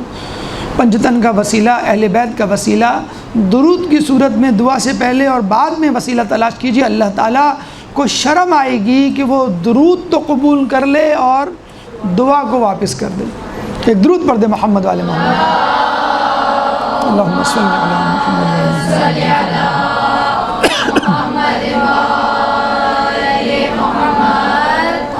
آدم علیہ السلام کی دعا کے بعد تیسرا واقعہ نوح علیہ السلام کی کشتی کا کوہ جودی پہ ٹھہرنا. نوح علیہ السلام آدم علیہ السلام کے بعد پیدا ہوئے، تقریباً 1000 سال بعد. آدم ثانی ان کو کہا جاتا ہے. 2500 سال کی عمر پائی. 850 ایئرز نبوت پر مبعوث ہونے سے پہلے، 950 ایئرز 950 سال مبعوث ہونے کے بعد، 1800 سال، 200 سال کشتی بنانے میں لگے اور 500 سال طوفان نوح کے بعد. ٹوٹل کل ان کی زندگی تھی 2500 سال. نوح علیہ السلام جب ان اپنے ساتھیوں سمیت طوفان میں گرے تو وسیلہ پنجتن مانگا، کشتی کنارے پہ لگنے کے لیے آمادہ ہوئی. طوفان تھما، بارش تھمی، سیلاب کا پانی اترا. اللہ تعالیٰ نے پہاڑوں سے کہا کہ کون ایسا پہاڑ ہے جو اس کشتی کو پناہ دے اور جگہ دے اور اپنی پشت پر ٹھہرائے. تو تمام پہاڑوں نے تکبر کیا. تکبر یعنی یہ کیا ایسا مسئلہ ہے، میں تو بہت بڑا پہاڑ ہوں، چھوٹی سی تو کشتی ہے، کیا مسئلہ ہے میرے لیے، چٹکیوں کا کام ہے یہ. تو تمام پہاڑوں نے کم و بیش تکبر کیا، بڑا یا کم، سوائے کوہ جودی کے جس نے عجز و انکساری کا مظاہرہ کیا کہ اللہ میں اس قابل تو نہیں کہ اس کشتی کو اپنی پشت پہ ٹھہرا سکوں، ہاں اگر تو مجھے طاقت دے. تو اللہ تعالیٰ نے کوہ جودی کا انتخاب کیا جو عراق کے شہر موصل، جو کسی زمانے میں داعش کی اماجگاہ تھا، وہاں پہ ٹھہرایا. تو اس کا مطلب کیا ہوا؟ جو پیغام ہمیں نوح علیہ السلام کی کشتی کے کوہ جودی پہ ٹھہرنے سے ملتا ہے کہ انسان کے اندر عجز و انکساری ہونا چاہیے. اگر اس کے پاس کوئی ایسی چیز ہے جو اس کی نہیں ہے، جس پر لوگ اس کی تعریف کریں، تو وہ یہ کہیں ھذا من فضل ربی، سلیمان علیہ السلام کی طرح کہ یہ تو میرے اللہ کا فضل ہے. عیسیٰ علیہ السلام بھی جب مردوں کو زندہ کرتے تو کہتے بِإِذْنِ اللَّهِ، قم بِإِذْنِ اللَّهِ، اللہ کے حکم سے. رسول جب کوئی معجزہ دکھاتے تو کہتے کہ اگر اللہ چاہے گا تو ایسا ہو جائے گا. صالح علیہ السلام نے جب اونٹنی نکالی پہاڑ میں سے تو کہا کہ اگر میرا اللہ چاہے تو یہ کام ہو سکتا ہے. تو ہر کام چاہے آپ سمجھتے ہو کہ یہ میں کر سکتا ہوں، دیکھیں خدا نخواستہ آپ پہ وہ وقت نہ لائے ہم جو بڑے گھمنڈ کرتے ہیں کہ ہم پوری دنیا کو ہلا دیں گے، پہاڑ کو اپنی جگہ سے ہٹا دیں گے، دریا میں آگ لگا دیں گے. یہی انسان جب اس پہ فالج کا حملہ ہوتا ہے تو اپنی چھنگلی کو نہیں ہلا پاتا، زبان کو حرکت نہیں دے سکتا. تو کسی بھی قسم کے تکبر سے بچیے. یہ وہ تکبر تھا جو شیطان نے کیا تھا کہ میں آدم سے بہتر ہوں. تو کوہ جودی نے انکساری سے کام لیا. اگر نیکیاں کریں تو یہ سوچیں پتہ نہیں یہ نیکی قبول ہوئی ہوگی کہ نہیں. گناہ کریں، توبہ بھی کر لیں تو یہ سوچیں پتہ نہیں میرا فلاں گناہ معاف ہوا ہوگا کہ بھی نہیں. کیونکہ ہم چند دن کی نمازیں، چند دن کے روزے پڑھ کے سمجھتے ہیں کہ بس ہم ولی اللہ ہو گئے اور جنت پکی ہو گئی. حتیٰ کہ بزرگ بھی یہی سوچیں، فلاں کام، فلاں گناہ چھوٹا یا بڑا اپنے ذہن میں لائیں کہ پتہ نہیں یہ وہ معاف ہوا کہ نہیں ہوا.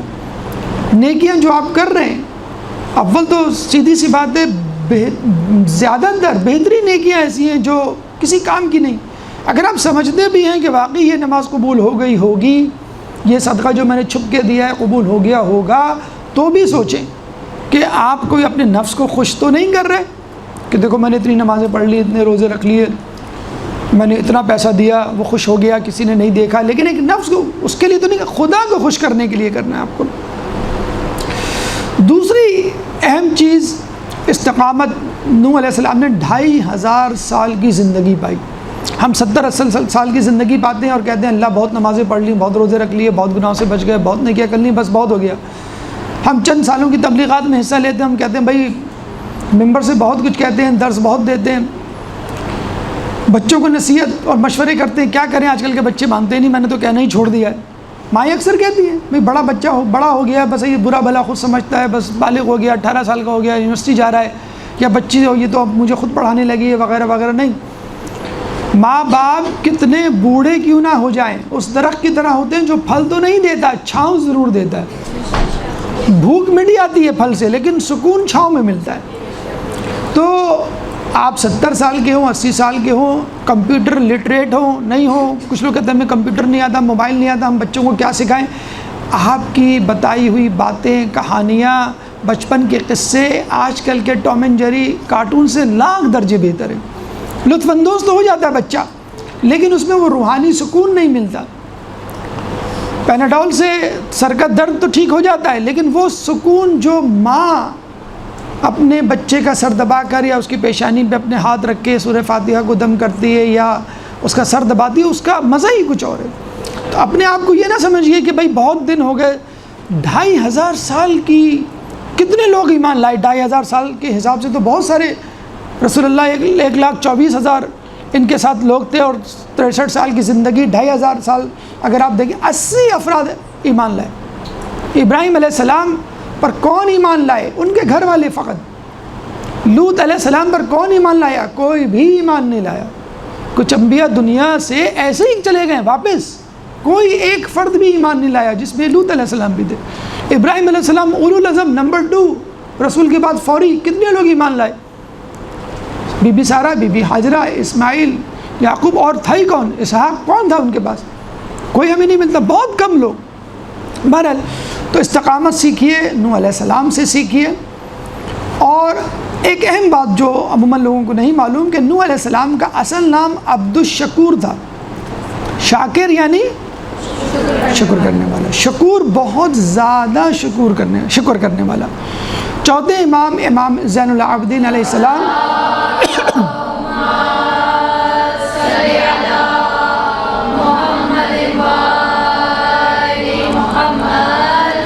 فرماتے ہیں کہ 3 چیزیں لوگوں نے 3 لوگوں سے سیکھی، 3 اشخاص سے سیکھی۔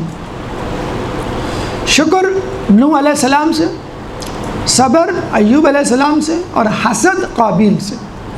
ایک منفی، 2 مثبت۔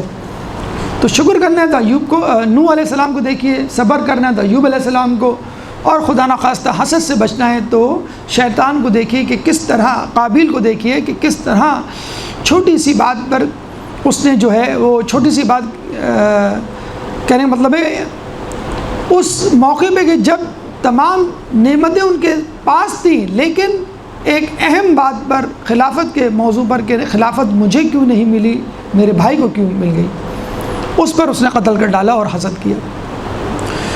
اس کے بعد تیسرا، 14 اہم واقعہ، حضرت ابراہیم علیہ السلام کی ولادت۔ ابراہیم علیہ السلام رسول اللہ کے بعد دوسرے اولو العزم پیغمبر ہیں۔ آپ کے والد کا نام طارق، تے سے، اور چچا کا نام آزر۔ قرآن میں جس کا ذکر ہوا ہے وہ آزر ہیں اور ابراہیم علیہ السلام کے چچا ہیں۔ اور ابراہیم علیہ السلام کے والد طارق تھے جو مومن تھے۔ ہمارے عقیدے کے مطابق کسی نبی کے والد دادا پر دادا کافر نہیں ہو سکتے، کیونکہ نبی کا صلب، نبی کا نطفہ کسی کافر کے صلب میں نہیں ٹھہر سکتا۔ ابراہیم علیہ السلام کے بارے میں ملتا ہے کہ موسیٰ علیہ السلام کی طرح آپ کے زمانے میں بھی نمرود کو نجومیوں نے بتا دیا تھا کہ ایک بچہ پیدا ہونے والا ہے کہ جو تمہاری بادشاہت کے لیے خطرہ ہوگا۔ جس طرح فرعون نے اپنے زمانے کے بچوں کو قتل کرنا شروع کیا، اس طرح نمرود نے بھی شروع کر دیا، 1,00,000 بچوں کو قتل کیا۔ لیکن جب ابراہیم علیہ السلام کی پیدائش کا وقت قریب آیا تو آپ کی والدہ دوران حمل زچگی سے پہلے شہر سے باہر ایک غار میں چلی گئیں جہاں ان کی ولادت ہوئی، اور اس کے بعد وہیں رہیں اور پھر شہر میں آتی جاتی رہیں۔ 13 سال تک ابراہیم علیہ السلام نے وہاں قیام کیا۔ اس کے بعد غور و تفکر شروع کیا اور نمرود کو توحید پرستی کی دعوت دی۔ یہاں پر جو اہم بات کہنے کی ہے وہ یہ کہ گوشہ نشینی، جس کا تذکرہ پچھلے درس میں عافیت کے ضمن میں ہوا تھا کہ گوشہ نشینی 9 حصے اور خاموشی 1 حصہ، یہ 10 حصے عافیت کے ایک زمانہ آئے گا کہ ہوں گے۔ اور خود رسول کی حدیث کہ کوئی نبی یا امام نہیں گزرا کہ جس نے کچھ نہ کچھ عرصہ ابتدائی ایام میں یا انتہائی ایام میں گوشہ نشینی میں نہ گزارا ہو۔ تو ابراہیم علیہ السلام سے گوشہ نشینی سیکھی ہے۔ خصوصی طور پہ آپ کو اگر کوئی اہم کام شروع کرنا ہے تو چند منٹ، چند گھنٹے، چند دن کی گوشہ نشینی اختیار کریں، تاکہ آپ تفکر کریں، تدبر کریں، پلاننگ کریں، منصوبہ بندی کریں اور پھر اس کام کو شروع کریں۔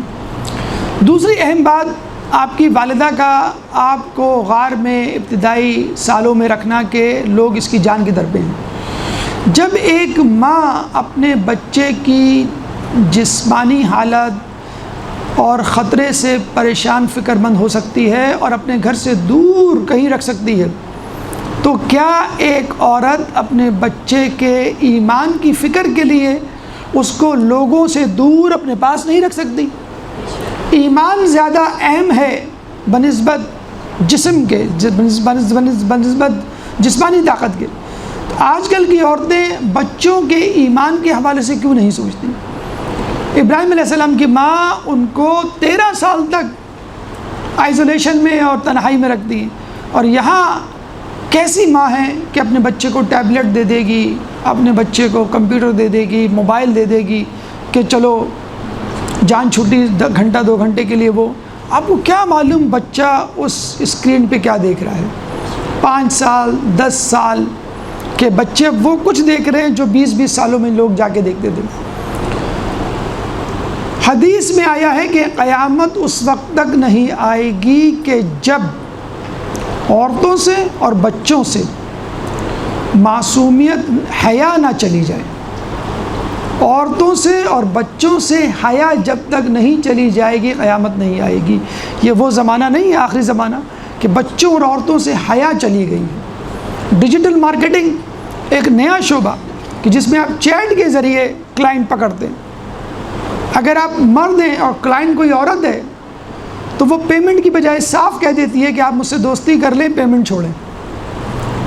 اس قسم کی مارکیٹنگ وجود میں آ گئی ہے، اور اس وقت پوری دنیا ڈیجیٹل مارکیٹنگ، اگر آپ کے کوئی جاننے والے، کوئی مرد، کوئی عورت، عورتوں کے لیے دوسرے مسائل، تو اس انٹرنیٹ کے ذریعے، پھر وہی حدیث دوبارہ ہم کوٹ کریں گے کہ ایک زمانہ آئے گا کہ کسی کا ایمان سالم نہیں رہے گا، اور لوگ اپنے بچوں کو اس طرح ایک جگہ سے دوسری جگہ لے کے گھومیں گے جیسے لومڑی اپنے بچے کو لے کے گھومتی ہے۔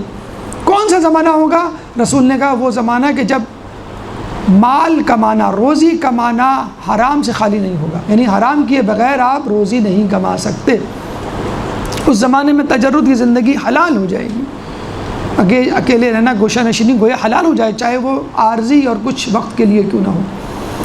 دوسرا پیغام ہمیں یہ ملتا ہے، اور دوسری بات یہ ابراہیم علیہ السلام کی زندگی سے کہ شیطان کے گھر میں رحمان، یعنی آزر کے گھر میں، آزر ان کی سرپرستی کرتے تھے کیونکہ ابراہیم علیہ السلام کی پیدائش سے پہلے ان کے والد کا انتقال ہو گیا تھا، تو ان کے گھر میں جو ان کی سرپرستی کر رہا ہے وہ بت پرست نمرود کا وزیر، نمرود کو خبر دینے والا کہ ایک بچہ تجھے چیلنج کرے گا، تیرے لیے خطرہ بنے گا۔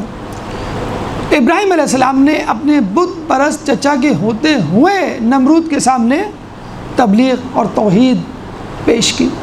ہم یہاں گھبرا جاتے ہیں، ہمارے شوہر دیندار نہیں ہیں، ہم کیسے دینداری کو نبھائیں؟ ہماری بیوی دیندار نہیں ہے، ہم نے بہت سمجھایا، ہمارے بچے بگڑ رہے ہیں، ہمارا گھر بہت عجیب سا ہو گیا ہے، بے دینی کی کیفیت ہے، فقط ہم ہیں جو دیندار ہیں۔ تو جو یہ گلہ شکوہ کرتے ہیں ان کے لیے ابراہیم علیہ السلام کی مثال ہے کہ ابراہیم علیہ السلام نے ایک ایسے گھرانے میں آنکھ کھولی کہ جس کا سرپرست اعلیٰ خود ایک بت پرست ہے۔ وہ مرد نہیں جو ڈر جائے حالات کے مشکل ہاتھوں سے، جس حال میں جینا مشکل ہو اس حال میں جینا لازم ہے۔ ایک درود پڑھ دیں محمد والے محمد۔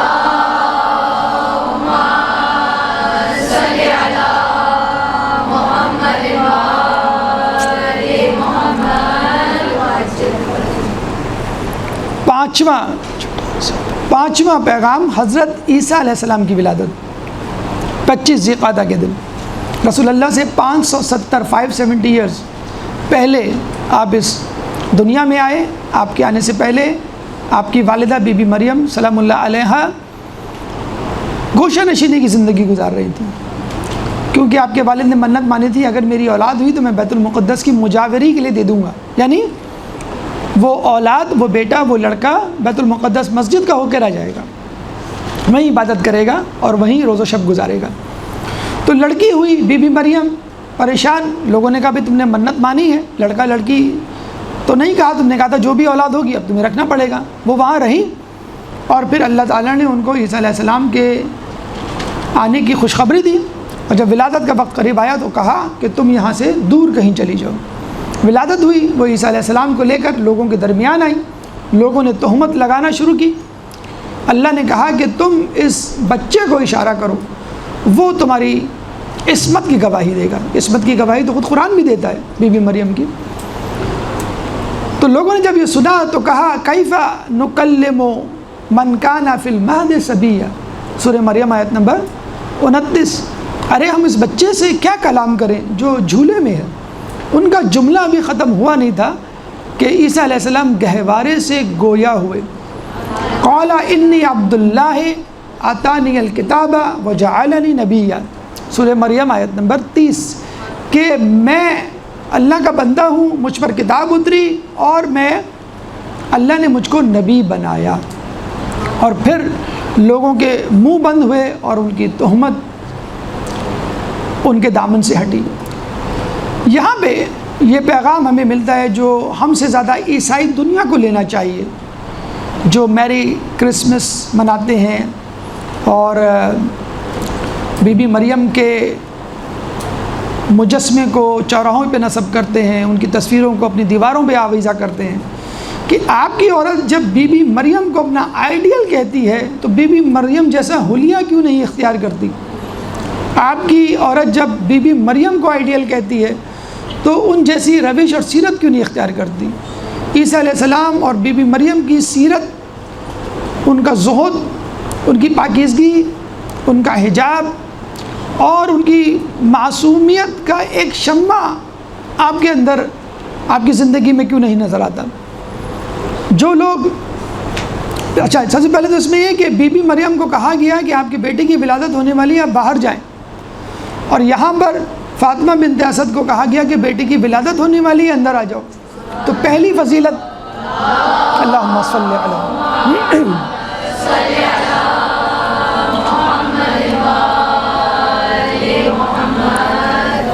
جس سے مولا علی اور دیگر اہل بیت کی عصمت اور طہارت ثابت ہوتی ہے کہ ان کی پیدائش خانہ کعبہ کے اندر ہوئی، اور جو پہلے سے موجود تھا، اگر پہلے سے چلے موجود ہوتی تو آپ کہہ سکتے تھے بھائی ایمرجنسی تھی کیا کریں، جو پہلے سے موجود تھا بیت المقدس میں اس کو کہا گیا تم چلے جاؤ۔ حالت اضطراری تھی، کہہ سکتا تھا اللہ کہ بھی چلیں، اب حالات اضطراری تم یہیں ٹھہر جاؤ۔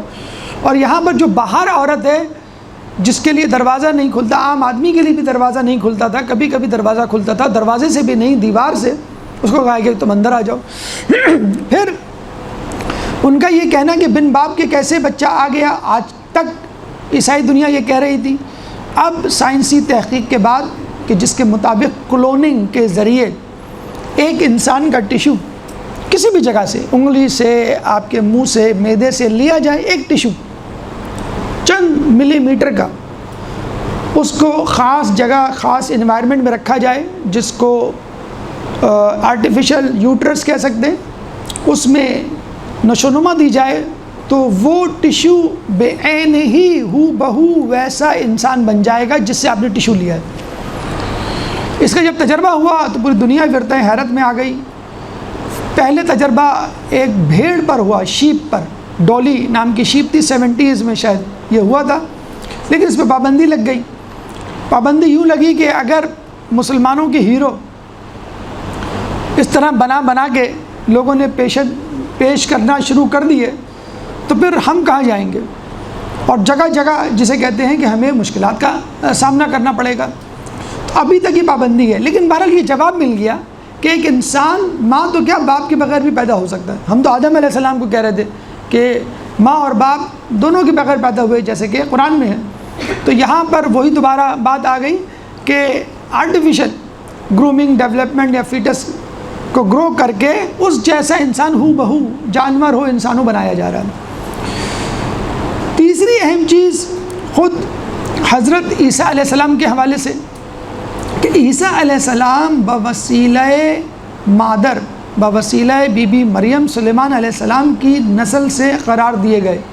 تو آج کل کے سادات بوسیلہ جناب سیدہ فاطمہ الزہرا رسول اللہ کی نسل سے کیوں نہیں قرار دیے جا سکتے؟ اللہم صلی علیہ.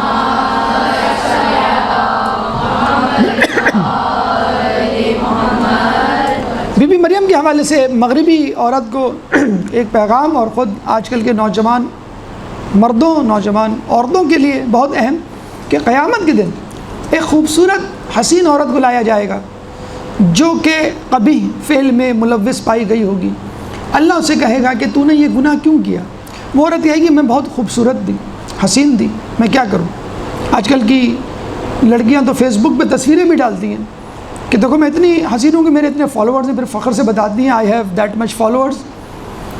تو اس عورت سے پوچھا جائے گا کہ تم نے یہ گناہ کیوں؟ کہی کہ میں بہت خوبصورت تھی، حسین تھی، کیا کریں، اتنے لوگ میرے پیچھے تھے. تو بی بی مریم کو اس کے سامنے کیا جائے گا کہ کیا تم اس سے بھی زیادہ خوبصورت تھی؟ یہ تو بغیر شوہر کی پوری زندگی گزار کر ہمارے پاس آئی ہے، اور تم چند سالوں میں کہنے لگی کہ میں مجبور تھی. اسی طرح ایک خوبصورت مرد کو لایا جائے گا، اس سے کہا جائے گا کہ تم نے یہ گناہ کیوں کیا؟ وہ کہے گا میں بہت خوبصورت، بہت اسمارٹ تھا، فلاں اداکار سے میری شکل مثلا ملتی تھی، اور میں کیا کروں، بس لوگ بہت پیچھے تھے میرے، اتنی فالوورز تھی میری، وغیرہ وغیرہ. تو اس کے سامنے حضرت یوسف علیہ السلام کو لایا جائے گا اور کہا جائے گا کیا تم ان سے زیادہ خوبصورت تھے کہ جنہوں نے اپنے آپ کو، اپنے دامن کو زلیخا اور اس کی سہیلیوں کی تہمت سے، دعوت گناہ سے بچایا، تم نہ بچا سکے.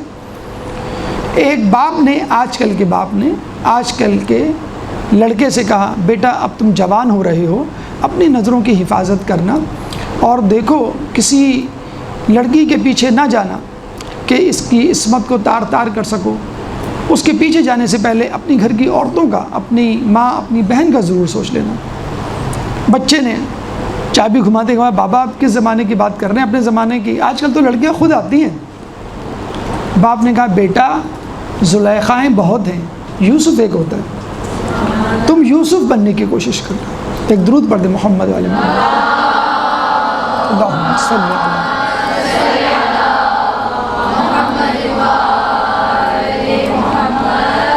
چھٹا واقعہ 25 ذی القعدہ کو رسول اپنے اصحاب کے ساتھ پہلے اور آخری حج کے لیے نکلتے ہیں. وہ حج کہ جس میں آخری خطبہ دیا گیا، حجت الوداع جسے کہتے ہیں، اسلام کی سمری پیش کی گئی، خلاصہ تعلیمات پیش کیا گیا، اور ایک اہم پیغام کو رکھ دیا گیا بعد کے لیے. جب غدیر قم سے گزرنے لگے آخر وقت، رسول اللہ نے 1,24,000 لوگوں کو ٹھہرایا 3 دن تک تپتی دھوپ میں، فقط ایک جملہ کہنے کے لیے من کنت مولا فہذا علی مولا. اس سے پہلے اور اس کے بعد تو تمہیدات اور تتمات، مقدمات دے. جملہ یہی تھا کہ جو جس طرح میں تمہارا مولا ہوں اس طرح علی تمہارا مولا ہے. اور رسول اللہ نے اپنے بعد دین کو محفوظ کرنے کے لیے ایک جانشین کا اعلان کر دیا. رسول کی پہلی دعوت کوہ صفا پر، قولوا لا الہ الا اللہ تفلحوا، اللہ پر ایمان لاؤ اور کامیابی حاصل کر لو. That's it. بہت سمپل. 13 سال تک بس یہی دعوت. رسول کی آخری دعوت غدیر قم میں من کنت مولا فہذا علی مولا. پہلی دعوت توحید کی، آخری دعوت ولایت علی کی. بالکل اسی طرح کہ جب مولا رضا سے کہا گیا کہ کچھ فرمائیے تو آپ نے سواری کو روکا، محمل کا پردہ ہٹایا اور کہا کلمۃ لا الہ الا اللہ حصنی فمن دخل حصنی آمنا، اور پھر پردہ گرا دیا، سواری کو چلا دیا، کچھ دیر جا کے رکے، پھر روکا، محمل کا پردہ ہٹایا اور کہا ولیکن بشرط و شروطها وانا من شروطها، لیکن کچھ شرائط ہے اور ان شرطوں میں ایک شرط میں بھی ہوں. میں کہوں گا مولا یہ گیپ دینے کی، یہ پاز دینے کی کیا ضرورت تھی؟ تو کچھ عجب نہیں کہ جواب آئے. رسول اللہ نے تو 23 سال کا گیپ دیا تھا، 23 سال تک توحید اور دیگر تبلیغات، تعلیمات، 23 سال بعد آخری اہم حکم کہ اس کے بغیر کچھ بھی قبول نہیں ہوگا. میں نے تو چند قدم، چند گز کا پاز اور توقف دیا ہے. تو یہ پیغام ولایت علی کا 25 ذی-القعدہ کو ہمارے لیے کہ جس کے بغیر کوئی عمل قبول نہیں ہوگا، نہ توحید قبول ہوگی، نہ روزہ، نہ زکوٰۃ، نہ حج، نہ قیامت کا عقیدہ، نہ عدل۔ آخری 7واں واقعہ کہ جو اس دن ہوا وہ ظہور مہدی یا ظہور و قیام مہدی۔ اللہم صلی علی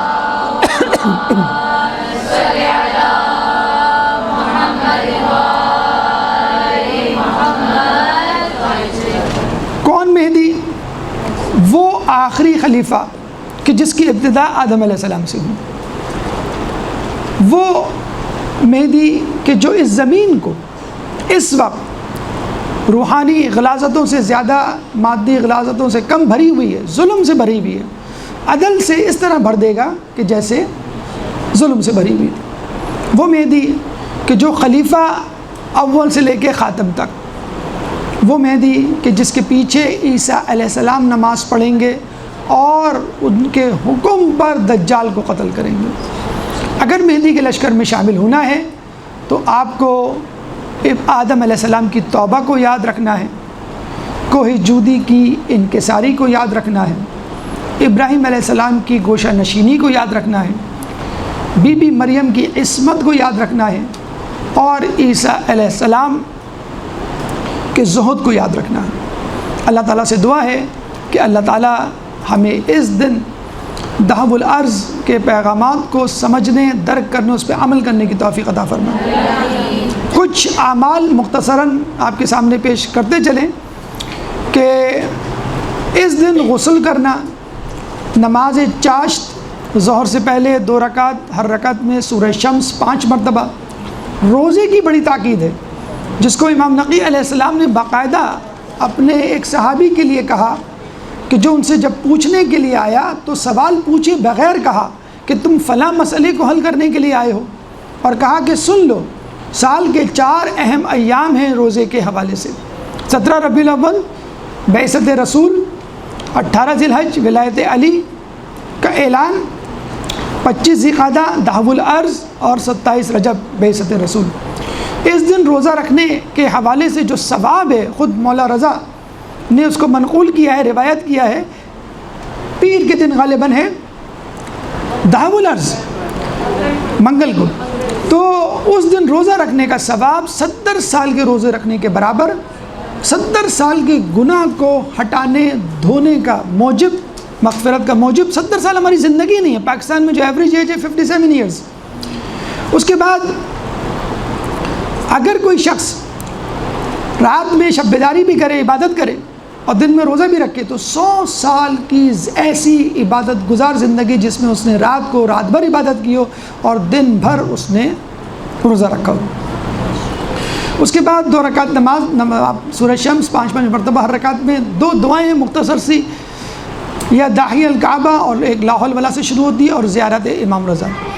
آخر میں بس غیروں کو اور اپنوں دونوں کو یہ پیغام، جہاں آپ مادی صفائی کا خیال رکھتے ہیں وہاں گناہوں سے صفائی کا بھی خیال رکھیں، کیونکہ یہ وہ صفائی ہے جو آپ کو جنت میں لے جائے گی، یہ وہ صفائی ہے جو آپ کو امام کے لشکر میں شامل کرے گی۔ اللہ تعالیٰ سے دعا ہے کہ دہو الارض کے پیغامات کو سمجھنے، ان پہ عمل کرنے کی توفیق عطا فرما، جو پریشان حال ہیں ان کی پریشانی کو دور فرما، جو بے روزگار ہیں ان کو رزق حلال عطا فرما، جو مقروض ہیں ان کے قرضوں کو ادا فرما، جو زندان میں ہیں ان کی رہائی عطا فرما، جو سفر میں ہیں ان کو منزل عطا فرما، جو گمشدہ ہیں ان کو ان کے پیاروں سے ملا، کرونا اور جیسی متعدی بیماریوں سے ہم کو محفوظ فرما، دنیا میں مسلمان جہاں جہاں ظلم و ستم کا نشانہ بنے ہوئے ان سے ظلم و ستم کو دور فرما، امام کے ظہور میں تعجیل فرما، ہمیں ان کے انصار و اعوان میں شامل فرما۔ ربنا تقبل منا انک انت السمیع العلیم وتب علینا انک انت التواب الرحیم برحمتک یا ارحم الراحمین۔